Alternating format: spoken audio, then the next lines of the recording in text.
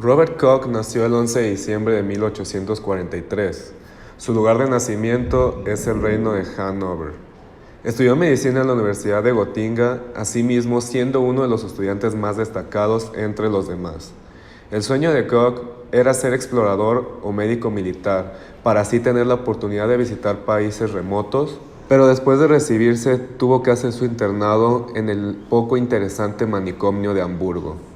Tiempo después, se casó con Emma Franz, a quien le rogó se casara con él, hablando de los románticos viajes que harían alrededor del mundo, a lo que ella respondió que se casaría con él con la condición de que se olvidara de todas aquellas necedades de una vida aventurera y se estableciera en Alemania para ejercer su profesión como un buen y útil ciudadano.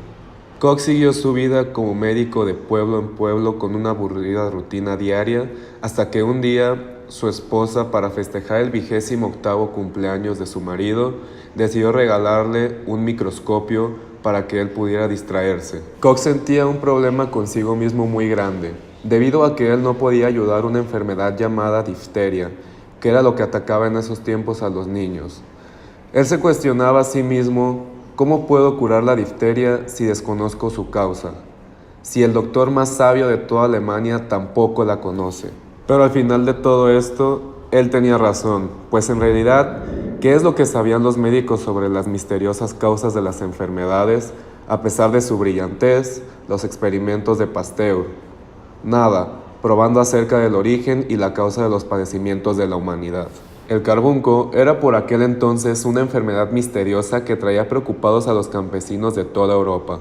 Unas veces arruinaba un próspero ganado poseedor de 1000 ovejas y otras solamente mataba una vaca única. En resumen, su trabajo consistió en extraer sangre contaminada de los animales muertos y traspasársela a ratones sanos, mediante los cuales, con ayuda de un microscopio que fue regalado por su esposa, pudo notar anomalías en el vaso de los ratones, que, poco a poco, de ser bacilos se transformaban en filamentos casi inobservables, que al cambio de temperaturas se transformaban en esporas, las cuales eran la forma que aguantaban las temperaturas y en que el ganado era contaminado con dicha enfermedad.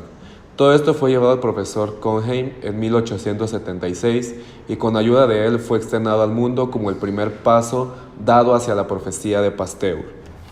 En 1880 fue llamado por el gobierno alemán para formar parte como agregado especial del Departamento Imperial de Sanidad. Pusieron a su disposición un hermoso laboratorio con una riqueza de aparatos que nunca soñó. 2 ayudantes llamados Loeffler y Krafke.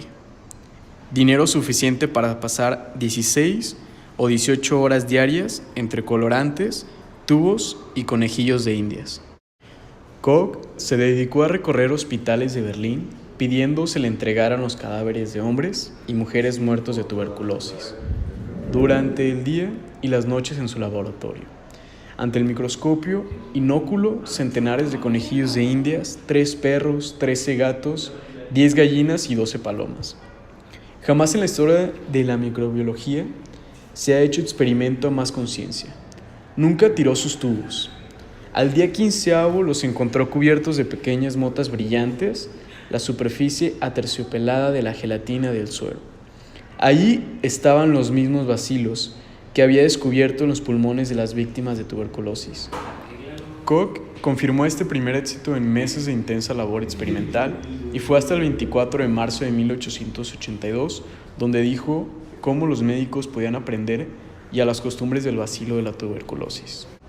Ya a fines de 1882 empezó a seguir el rastro de uno de los microbios más delicados, de los más fáciles de matar y, sin embargo, el más terriblemente salvaje de todos ellos: el cólera asiático.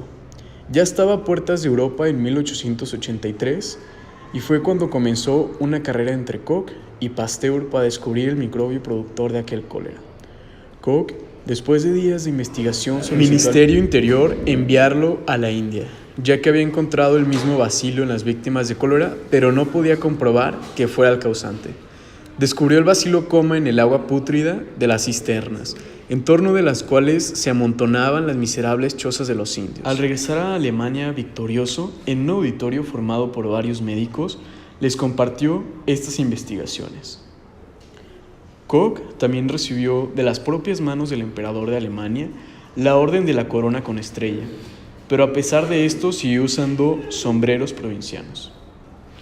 Por sus descubrimientos y trabajos epidemiológicos para prevenir la tuberculosis, recibió en 1905 el Premio Nobel de Medicina. Murió el 27 de mayo de 1910 por un ataque al corazón en Baden a sus 66 años.